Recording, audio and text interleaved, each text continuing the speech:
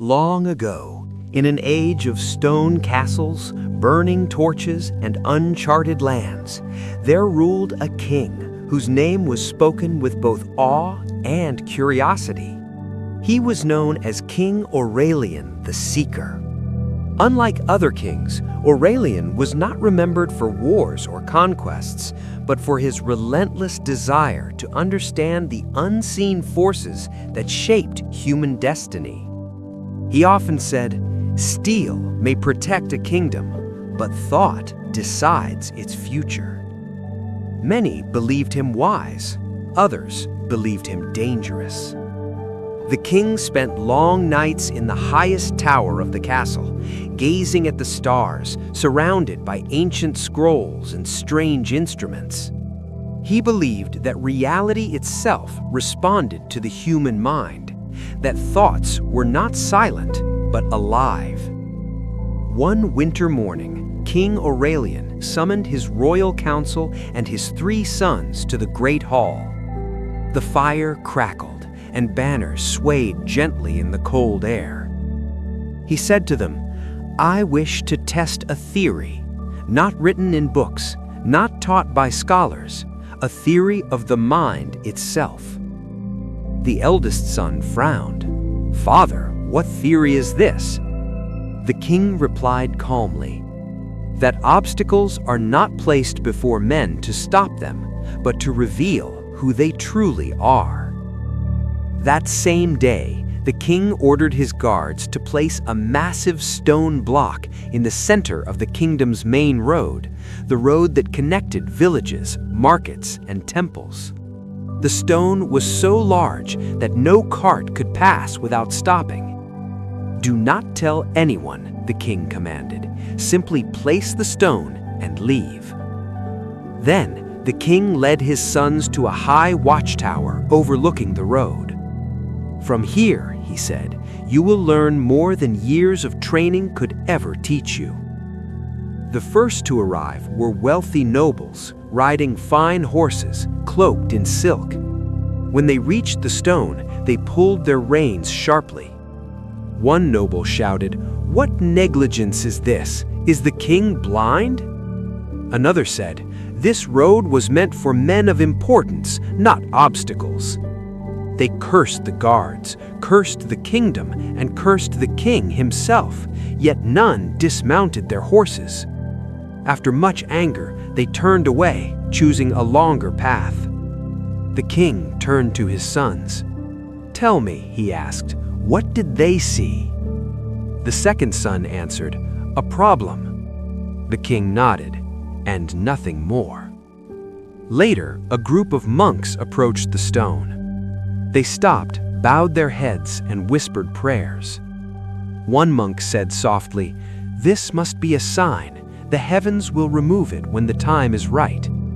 They circled the stone, offered incense, and walked away peacefully, leaving it untouched. The youngest son asked, "Father, was that wisdom?" The king replied, "Faith without action is merely comfort." As the sun moved across the sky, a knight of the royal guard approached the stone. He studied the stone carefully. "This is dangerous," the knight said. "I must inform the king at once." He turned his horse and rode away, responsible in intention, but absent in action. The king sighed. Many recognize danger, but few accept responsibility. As dusk approached, the road grew quiet. Shadows stretched across the land. Then came a lone villager, a simple man wearing worn clothes, his back bent under the weight of firewood. His steps were slow, his face tired. When he saw the stone, he stopped. For a long moment, he said nothing. Then he whispered to himself, "If this remains, others will suffer tomorrow. The king cannot watch every road. This too is my kingdom." He set down his burden and placed both hands on the stone. It did not move. He exhaled sharply and pushed again. His hands trembled, sweat streamed down his face, and his legs shook beneath him. Still, he did not stop. With one final effort, the stone rolled aside. The road was clear. As the man caught his breath, something caught his eye beneath the stone, a small iron chest. He opened it slowly. Inside lay gold coins, untouched, gleaming in the fading light. At that moment, the king and his sons descended from the tower. The villager fell to his knees in fear. But the king raised his hand and smiled. "Rise," he said gently. "The gold is yours." The man stammered, "My lord, why?" The king replied, "Because you alone understood the truth. You did not curse the stone. You did not pray it away. You did not wait for permission. You acted." He turned to his sons. "Remember this," the king said. "The world does not change by those who see obstacles, but by those who move them." The sons stood silent, the lesson carved deeply into their minds. Years later, King Aurelian recorded his thoughts into a final manuscript, now lost to time. It was known only as the Chronicle of Thought. In it, he wrote, "Every man lives inside an invisible chamber of thought. Some fill it with fear, and the world answers with resistance. Some fill it with courage, and the world opens paths unseen. Reality bends not to strength of arm, but to clarity of mind." Legends say that after the king's death, scholars searched endlessly for that manuscript. None ever found it. But the theory survived, passed from father to son, from story to story, from mind to mind. And even today, though kingdoms have changed and castles have fallen, the truth remains the same.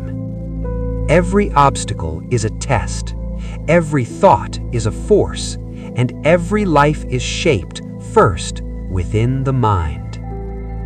Before you go, pause for a moment and reflect on what this story truly revealed.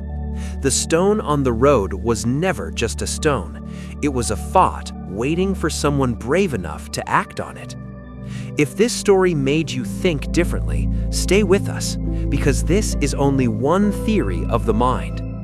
Stay tuned for more stories that explore the hidden power of the mind, stories where a single thought reshapes destiny and where ordinary people discover extraordinary strength within themselves.